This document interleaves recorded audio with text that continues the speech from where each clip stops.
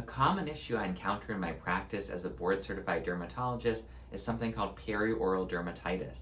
This can look a lot like rosacea or sometimes like acne, and it's characterized by these bumps. They're kind of inflamed, sometimes red, sometimes even a little bit of a pus bump, typically around the mouth, by the nose, and by the eyes. And what separates it from things like acne is we're not really seeing the whiteheads and blackheads that we see in acne. And what separates it from rosacea is sort of where it's occurring. It tends to be more around kind of the mouth, nose, and eyes as opposed to like on the cheeks. Perioral dermatitis can be a challenging condition to treat, but there are often triggers that are driving it, and if we can identify and eliminate those triggers, it can often make a big difference. Now, the most common trigger that we see are some form of steroids, whether it's topical steroids or inhaled steroids or sometimes even oral steroids. The two most common scenarios that we run into are people who are using inhaled steroids for something like asthma, and sometimes that can be a trigger for bringing on perioral dermatitis. And the other one is someone who has sort of a facial rash, maybe they had some perioral dermatitis, and then they're trying to treat it with something like over-the-counter hydrocortisone or other steroids. It makes sense, right? There's inflammation, let's put an anti-inflammation medicine on it, a topical steroid, and often this does lead to some temporary improvement. But then what happens is this perioral dermatitis just keeps coming back. It won't really get away. It's just smoldering, not getting better. The steroids kind of help it, but then it gets worse. And this is a trap that we can often get stuck into with perioral dermatitis, which is using topical steroids to try and treat it, because they do provide some partial relief. They can make us think, hey, maybe this is helping, let's keep doing it. But in the long run, this is making it a lot worse. So for people with perioral dermatitis, stopping, especially topical steroids, is often a critical part of getting this better. And sometimes doing that alone will fix the problem. Another common trigger that we see in people with perioral dermatitis is just using too many products. People with perioral dermatitis often have impaired skin barrier functioning. The kind of gaps between our skin cells are too big. They're letting stuff get into the skin and cause irritation. And when we combine that skin barrier dysfunction with a lot of products, that can really lead to inflammation and problems in our skin. And so for those with perioral dermatitis, really simplifying, sometimes we call it zero therapy, just getting rid of any of the cosmeceutical products we're using, avoiding fragrances, all of those things, just simplifying moisturizer, sunscreen, and maybe some products to treat perioral dermatitis that we'll talk about later in the video. Just that, really simplifying things can make a huge difference.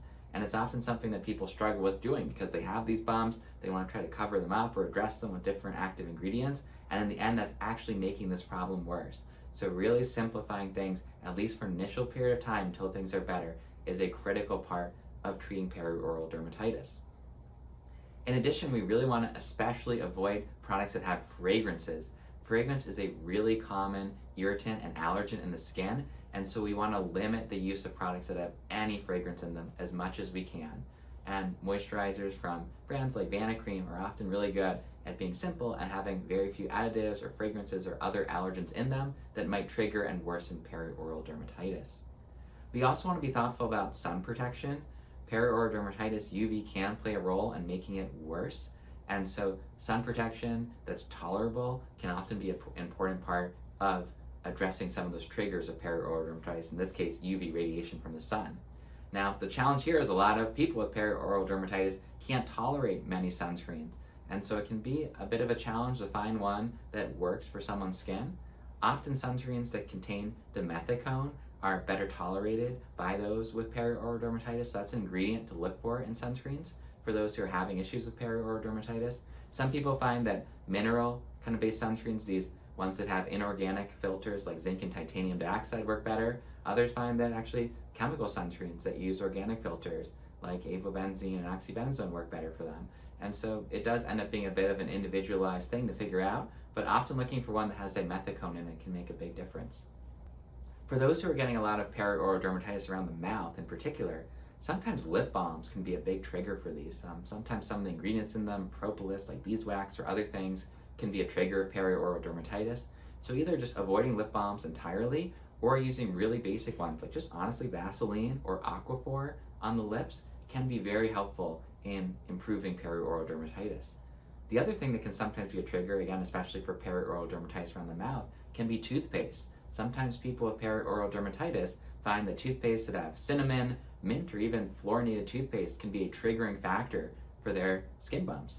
And using a toothpaste that's free of mint, cinnamon, and sometimes even free of fluoride, which can be a little difficult to find, but I'll put some examples down below. These can be helpful for those with perioral dermatitis, especially again around the mouth. Now, as I mentioned, avoiding triggers is an important part of addressing perioral dermatitis, but for some people that's not enough and they need some additional help. So what can we do there?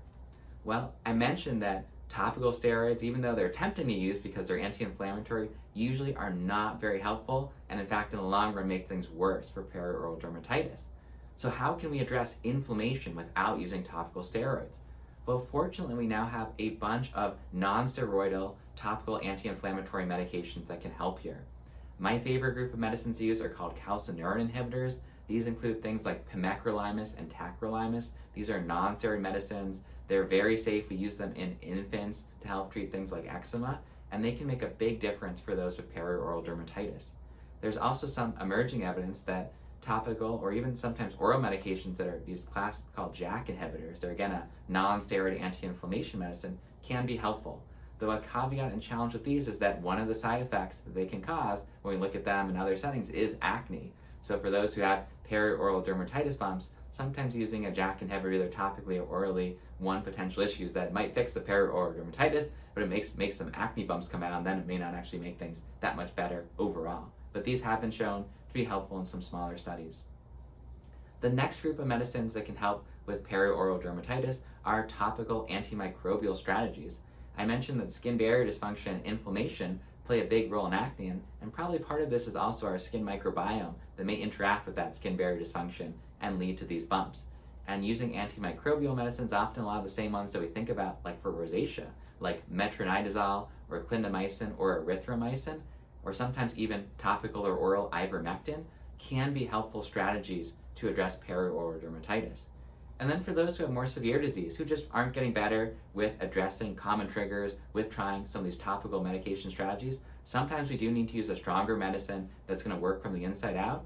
And these are typical oral tetracycline class antibiotics. The ones I generally recommend for my patients are doxycycline, or there's a newer one called sarecycline. It's a narrow spectrum antibiotic.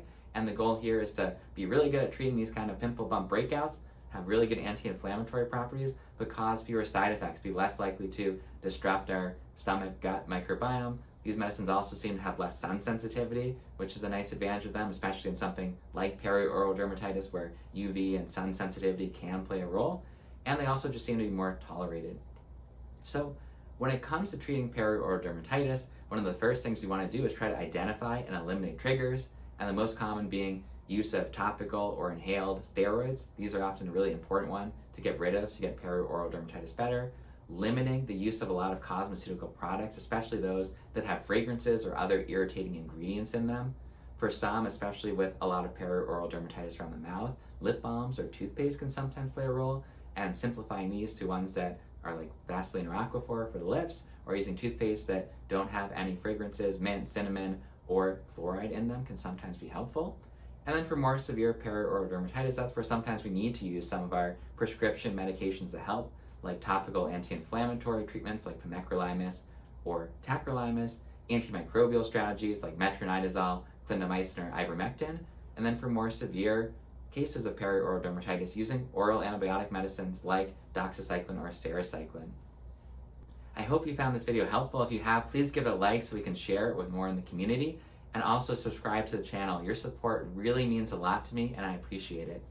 Ask me your questions about perioral dermatitis in the comments below, and share your experiences with what you've noticed as triggers and what you found to be helpful for improving perioral dermatitis, so we can all learn from each other. Until next time, see ya.